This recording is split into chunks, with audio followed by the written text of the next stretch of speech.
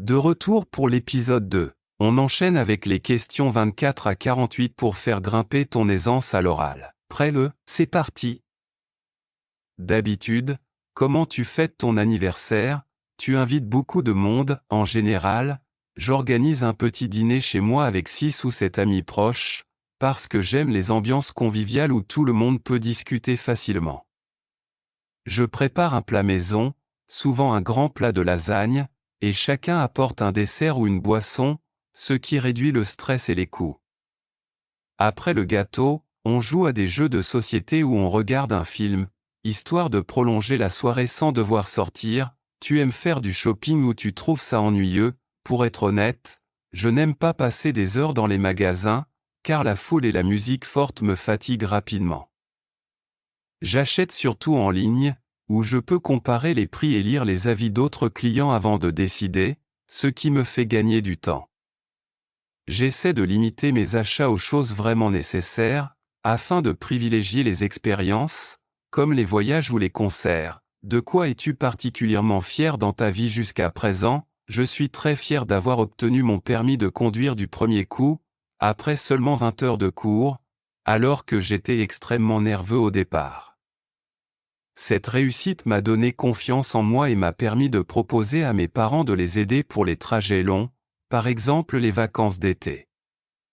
Conduire me procure un sentiment de liberté et ouvre de nouvelles possibilités professionnelles hors de la ville.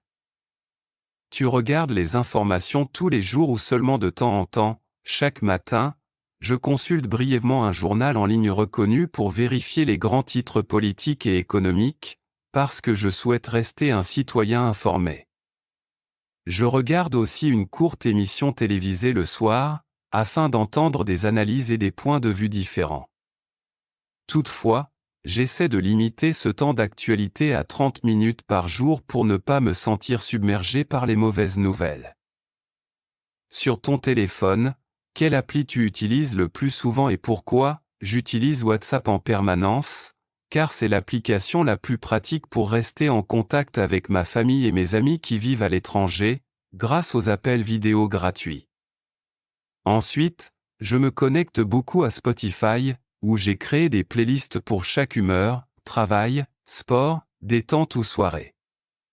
Enfin, j'ouvre régulièrement mon application bancaire pour suivre mes dépenses, ce qui m'aide à gérer mon budget au quotidien. Travailler en équipe, ça te plaît ou tu préfères travailler seul? J'apprécie le travail en équipe, surtout lorsque chacun apporte une compétence spécifique et que nous pouvons combiner nos idées pour créer quelque chose de plus grand.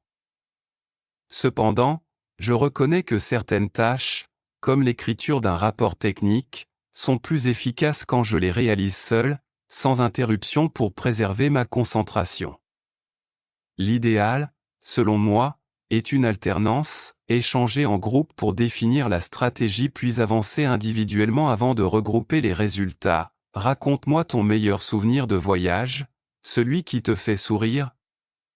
Mon plus beau souvenir est un coucher de soleil que j'ai contemplé depuis le château São Aurore à Lisbonne, alors que le ciel passait du rose vif à l'orange profond.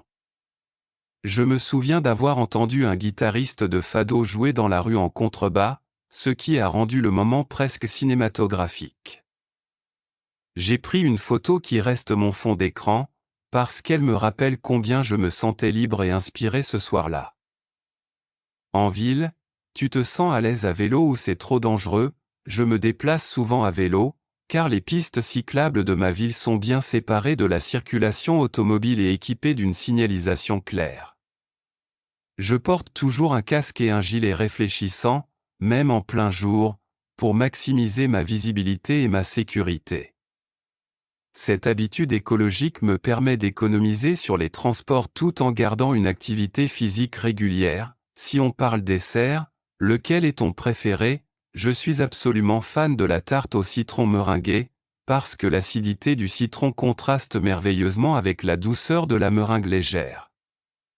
J'aime la préparer moi-même en y ajoutant une touche de zeste d'orange pour relever encore le parfum. Servie bien fraîche après un repas copieux, elle apporte une note finale rafraîchissante et élégante. Comment tu trouves l'apprentissage du français? C'est difficile pour toi? apprendre le français demande de la régularité, notamment pour mémoriser les genres des noms et la conjugaison des temps composés, mais je trouve ce défi stimulant. J'écoute quotidiennement des podcasts comme Inner French, qui m'aident à améliorer ma compréhension tout en découvrant la culture. Chaque semaine, je note mes progrès dans un carnet, nouvelles expressions, erreurs corrigées et objectifs pour la semaine suivante. Tu as déjà assisté à un concert en plein air, qu'en as-tu pensé? Oui, l'été dernier, j'ai vu un groupe de rock dans un grand festival en plein air et l'atmosphère était électrique, avec des milliers de personnes chantant sous le ciel étoilé. Les jeux de lumière projetaient des couleurs vives sur la scène et créaient une ambiance quasi magique, surtout quand la nuit est tombée. Je suis rentré enroué à force de chanter, mais ravi d'avoir partagé cette énergie collective. Tu as une peur particulière, quelque chose qui te fait vraiment flipper? J'ai une peur irrationnelle des serpents, même si je n'en croise presque jamais dans la vie quotidienne, parce que leur manière de se déplacer me met mal à l'aise. Quand j'en vois un derrière la vitre d'un vivarium au zoo, je sens tout de suite mon rythme cardiaque s'accélérer. Pour surmonter un peu cette phobie, je lis des articles sur leur utilité écologique, ce qui m'aide à relativiser. Quel est ton moyen préféré pour rester en forme toute l'année? Je pratique le yoga 3 fois par semaine, car c'est une activité complète qui renforce les muscles profonds, améliore la souplesse et favorise la concentration. Les séances se terminent toujours par quelques minutes de méditation, ce qui réduit mon stress et améliore mon sommeil. Pour varier, je fais aussi de courtes marches rapides après le déjeuner, afin d'éviter la somnolence de l'après-midi. Tu es plutôt lève-tôt ou couche-tard, et pourquoi? Je suis clairement lève-tôt, car j'aime profiter du calme du matin pour travailler sans interruption avant que les messages ne commencent à arriver. Je me réveille vers 6 heures et je bois un grand verre d'eau, puis je fais un peu de stretching pour réveiller mes muscles. Cette routine me permet de me coucher avant minuit, ce qui garantit un sommeil suffisant et régulier. Comment tu organises ta journée de travail pour être efficace? Je commence toujours par établir une liste de tâches que je classe selon la méthode priorité urgente vs importance, afin de traiter d'abord ce qui ne peut pas attendre. Je réserve les créneaux du matin, où je suis le plus concentré, aux tâches exigeant de la réflexion, comme la rédaction d'analyse. L'après-midi, je planifie les réunions, les réponses aux mails et les petites tâches administratives, car mon énergie est moins haute mais suffisante pour ces activités. Après le français, quelle langue aimerais-tu apprendre et pour quelle raison? J'ai envie d'apprendre l'italien, car j'aime la musicalité de cette langue et je rêve de voyager à travers la Toscane pour déguster les spécialités locales en parlant avec les habitants. En outre, l'italien partage beaucoup de vocabulaire avec le français, ce qui devrait faciliter l'acquisition de mots nouveaux. Mon objectif serait de tenir une conversation simple en 1 an, puis de lire des nouvelles de Calvino en version originale. Pour apprendre, tu préfères les livres papier ou les podcasts? Qu'est-ce qui marche mieux? Les podcasts sont parfaits quand je marche ou quand je fais la vaisselle. Parce qu'ils transforment ces moments en séances d'écoute active et d'entraînement à la compréhension. Les livres, en revanche, m'aident à approfondir la grammaire, à souligner les règles et à revenir en arrière facilement lorsque quelque chose n'est pas clair. J'ai donc choisi une approche mixte, un podcast par jour et au moins 20 pages d'un manuel ou d'un roman chaque soir. Quel geste écologique fais-tu chaque jour? J'utilise systématiquement une gourde en inox que je remplis au robinet, ce qui m'évite d'acheter des bouteilles en plastique jetables. Je trie également mes déchets organiques que je dépose dans un compost collectif installé dans le quartier, contribuant ainsi à réduire le volume de détritus brûlés. Enfin, j'essaie de manger végétarien au moins 4 jours par semaine, car la production de viande a un impact carbone élevé. Est-ce que tu fais du bénévolat? Si oui, raconte. 1 fois par mois, je participe à la distribution de repas chauds pour les personnes sans domicile fixe, organisée par une association locale. Cette expérience me rappelle à quel point la solidarité est importante et combien un sourire et une conversation peuvent redonner de la dignité. Chaque service terminé, je rentre chez moi fatigué mais heureux d'avoir apporté quelque chose, même modeste, à ma communauté. Comment tu choisis un film à voir au cinéma? Je regarde d'abord la bande-annonce pour vérifier si l'histoire et l'esthétique me parlent, puis je consulte rapidement 2 ou 3 critiques de journaux spécialisés pour me faire une idée de la réception générale.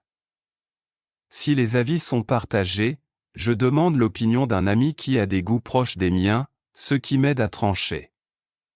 Enfin, je vérifie la durée. Les films trop longs en semaine me découragent parce que je dois me lever tôt le lendemain.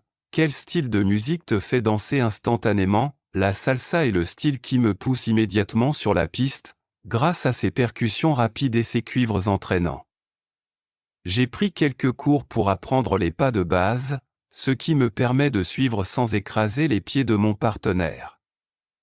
J'adore l'ambiance festive des soirées latino, où les sourires et l'énergie positive sont contagieux. Que fais-tu quand il pleut toute la journée et que tu dois rester à la maison?